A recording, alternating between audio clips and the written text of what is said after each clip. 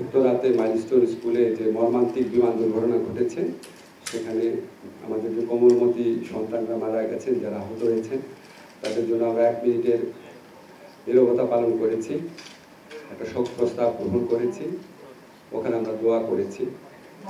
কিছু সিদ্ধান্ত নিয়েছি আপনাদের জানাচ্ছি। সেটা হচ্ছে, প্রথম সিদ্ধান্ত হচ্ছে নিহত যে পরিবার আছে আর আহত যারা আছে তাদেরকে সব ধরনের সরকারি সহায়তা দেওয়া হবে, এবং এই ব্যাপারে করণীয় বিষয়ে শিক্ষা মন্ত্রণালয় সংশ্লিষ্ট যে স্কুল আছে, মাইলস্টোন স্কুল, তাদের সাথে কথা বলে এটা ডিটেইলটা নির্ধারণ করবে।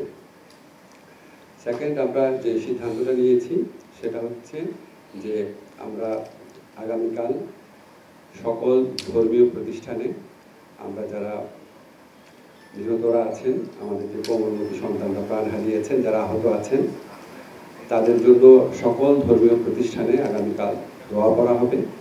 থার্ড যে সিদ্ধান্তটা নিয়েছি আমরা, সেটা হচ্ছে, আপনারা জানেন যে এই মর্মান্তিক বিমান দুর্ঘটনাকালে দুজন শিক্ষিকা তারা অসামান্য আত্মত্যাগের পরিচয় দিয়ে স্কুলের সন্তানদেরকে রক্ষা করার চেষ্টা করেছেন। ওনাদেরকে উপযুক্ত রাষ্ট্রীয় সম্মাননা প্রদান করা হবে।